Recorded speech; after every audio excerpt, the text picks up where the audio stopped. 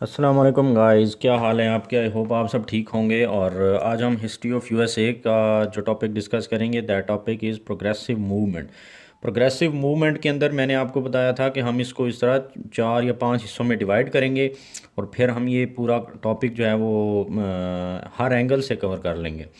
तो first part जो था उसके अंदर हमने बैकग्राउंड डिस्कस किया था, रीजंस या कॉजेज़, और फिर उनके इम्पेक्ट्स क्या पड़े थे उसके लिए, ताकि इन ये जो रीजंस थी इनके क्या इम्पैक्ट्स थे जिसकी वजह से मक्रैकर्स मूवमेंट या प्रोग्रेसिव मूवमेंट फिर चली।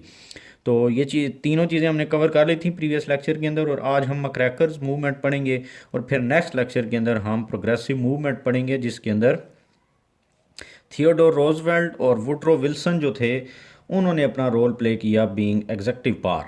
तो let's start today's topic, that is muckrakers movement. Muckrakers movement मैंने आपको बताया था, जब भी प्रोग्रेसिव मूवमेंट अगर पेपर में आ जाए तो आपने इसको भी वेटेज देनी है।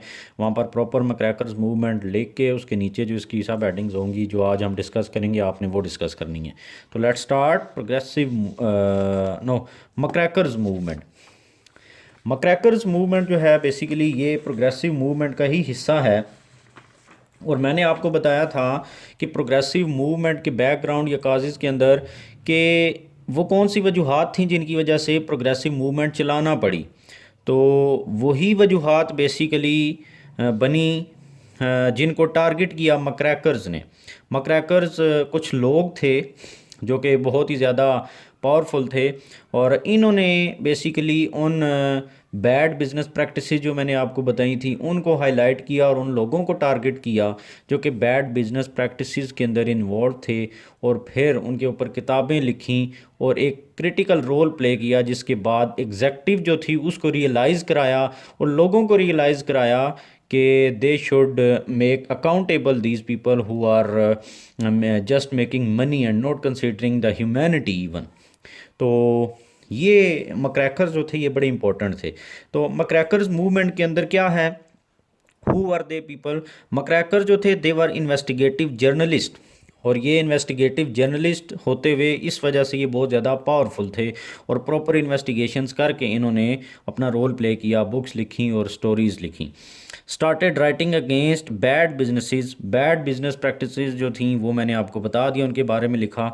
और targeted corrupt presidencies, previous lecture के अंदर मैंने बताया था कि करप्ट प्रेसिडेंसी जो थी वो इन्वॉल्व थी उन जो लोगों के साथ जो कि बैड बिजनेस प्रैक्टिसेस को फॉलो कर रहे थे और पैसा बनाने में लगे हुए थे। तो उन प्रेसिडेंसीज़ को इन्होंने एक्सपोज किया, उन कंपनीज़ को जो कि बेसिकली या एक्चुअली वो रोल प्ले कर रही थी बैड बिजनेस प्रैक्टिसेस का, या लोकल गवर्नमेंट जो थी जो भी इन्वॉल्व था।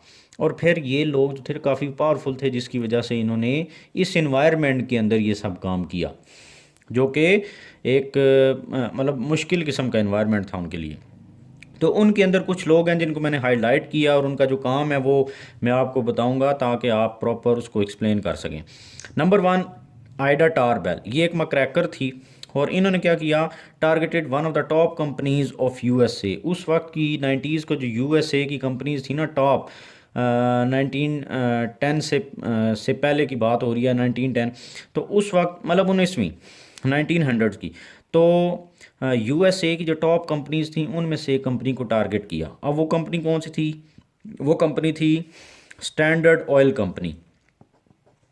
स्टैंडर्ड ऑयल कंपनी जो थी ये क्या करती थी, ये जो कुकिंग ऑयल और ये इस तरह का है ये वो बनाती थी। और ये बहुत मतलब क्या था कि इसका जो ओनर था उसका नाम था जॉन डी रॉकफेलर, वो इन्वॉल्व था।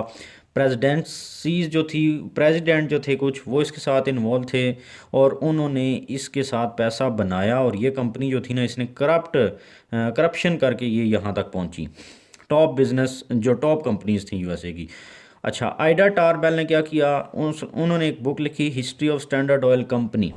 उसकी सारी हिस्ट्री के ऊपर किताब लिख दी कि किस तरीके के साथ ये कंपनी जो थी वो बैड बिजनेस प्रैक्टिसेस के अंदर इन्वॉल्व थी, और प्रेसिडेंसीज की मदद लेकर बिज़नेस को इन्होंने बढ़ाया और मार्केट के अंदर जो बाकी लोग थे उनको इफ़ेक्ट किया, और आज जो है ये कंपनी इतनी ज़्यादा पावरफुल या इतनी बड़ी कंपनी बन गई है। तो किस तरह कैपिटलिस्ट, मैंने शुरू से ही बताया था कि कैपिटलिस्ट कार्टल जो थे उन्होंने मुल्क का उस वक्त बेड़ा गर्क किया, जिसकी वजह से प्रोग्रेसिव मूवमेंट फिर चलाना पड़ी। नंबर 2, लिंकन स्टेफन एक बंदा था, उन्होंने क्या किया, ये भी एक मक्रैकर थे। ही targeted the municipal governments, municipal government जो थी उन्होंने बहुत ज़्यादा करप्शन के अंदर वो इन्वॉल्व हो चुकी थी। तो मैंने आपको बताया था कि 40 लाख जो स्लेव जो थे आज़ाद हुए थे, तो उस वक्त जो लॉज पास किए गए थे 13, 14 and 15th amendment, 14th amendment के ज़रिए ये किया गया था कि इनको प्रॉपर तरीके से मतलब इंफ्रास्ट्रक्चर बना कर दिया जाएगा जहाँ पर ये लोग रहेंगे। तो हुआ ये कि म्यूनिसिपल गवर्नमेंट्स को फंड मिले कि वो इनको इंफ्रास्ट्रक्चर बना कर दें ब्लैक्स को, लेकिन इन्होंने क्या किया, म्यूनिसिपल गवर्नमेंट्स क्योंकि वो करप्शन के अंदर इन्वॉल्व थी, तो उन्होंने वो सारा का सारा जो फंड्स थे स्लम्स के लिए जो दिए गए थे म्यूनिसिपल गवर्नमेंट्स को, उन्होंने वो करप्शन की नज़र किए और पैसा खा गए, और स्लम्स की हालत बहुत बुरी, उन्होंने ना बना कर दिया इंफ्रास्ट्रक्चर ब्लैक्स को और ना उनके लिए कोई और काम किया। तो लिंकन स्टेफन ने एक बुक लिखी थी शेम ऑफ सिटीज़, और उसके अंदर सारा कच्चा चट्टा खोल दिया म्यूनिसिपल गवर्नमेंट्स का, और लोगों के सामने रख दिया सारा कुछ कि किस तरीके से म्यूनिसिपल गवर्नमेंट करप्शन के अंदर इन्वॉल्व थी, और इन्होंने बेसिकली वो 40 लाख जो लोग थे उनके लिए जो पैसा दिया गया था वो सब खा पी के ख़त्म कर दिया, और उनके लिए कोई इंफ्रास्ट्रक्चर बिल्डिंग नहीं की। इसी तरीके से अपटन सिंक्लेयर जो थे, इन्होंने क्या किया, she did proper research about Chicago meat packaging company. इन्होंने एक और जो मीट पैकेजिंग कंपनी थी उसके बारे में रिसर्च करके एक बुक लिखी जिसका नाम था दी जंगल के नाम से एक बुक लिखी, और शिकागो मीट पैकेजिंग कंपनी के बारे में जो कुछ इन्होंने इन्वेस्टिगेट किया था वो सारा लिखा, और लोगों को बताया कि 2 साल का पुराना गोश्त जो है ये कंपनी पैक करके लोगों को बेच रही है। इवन के ह्यूमैनिटी नाम की चीज़ भी इन कंपनीज़ के अंदर नहीं है, और ये सिर्फ कंसीडर कर रहे हैं अपने प्रॉफिट्स को, और ह्यूमैनिटी को भी ये भूल चुके हैं। और वो ज़्यादातर जो इस तरह का गोश्त था या हिस्सा था वो उन स्लम्स के अंदर जा रहा था जहाँ पर ब्लैक्स रह रहे थे, और उनके साथ बहुत ज़्यादती हो रही थी।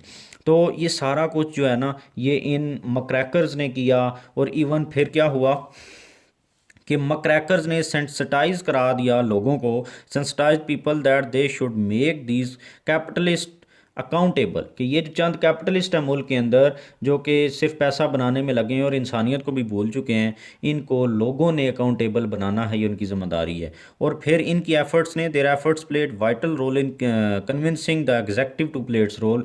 और उससे पहले जो लोग थे प्रेजिडेंट साइड डिफरेंट, वो भी इन करप्ट कंपनीज़ के मालिकों के साथ मिलकर ये सारा काम कर रहे थे। तो इनकी इन एफर्ट्स की वजह से बाद में कुछ लोग आए जिस तरह थियोडोर रोजवेल्ट और वुडरो विल्सन जो जैसे लोग जो थे, उन्होंने फिर काम किया इनसे कन्विंस होकर कि हमें कुछ काम करना चाहिए, लॉज पास करने चाहिए, या फिर ये जो कैपिटलिस्ट माफिया है इनसे हमें जान छुड़ानी चाहिए।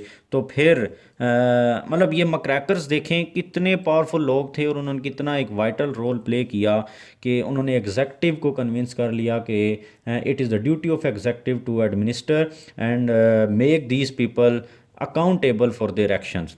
तो फिर नेक्स्ट लेक्चर के अंदर हम देखेंगे कि किस तरीके से थियोडोर रोजवेल्ट और वुडरो विल्सन ने अपना रोल प्ले करते हुए जो प्रोग्रेसिव मूवमेंट का क्रक्स है बेसिकली हम नेक्स्ट लेक्चर के अंदर पढ़ेंगे, और उन्होंने अपना रोल प्ले किया और प्रोग्रेसिव मूवमेंट एक उन्होंने चलाई। तो ये था आज का लेक्चर, आई होप आपको समझ आ गया होगा, और कंप्लीट आपका लेक्चर या टॉपिक तभी होगा जब आप नेक्स्ट लेक्चर को भी देख लेंगे। आई होप आपको समझ आ रही होगी, और अगर आपको मेरे लेक्चर समझ आ रहे हैं तो मेरे चैनल को भी सब्सक्राइब कर दें, शेयर भी कर दें। थैंक यू वेरी मच, और फीडबैक देना ना भूलें।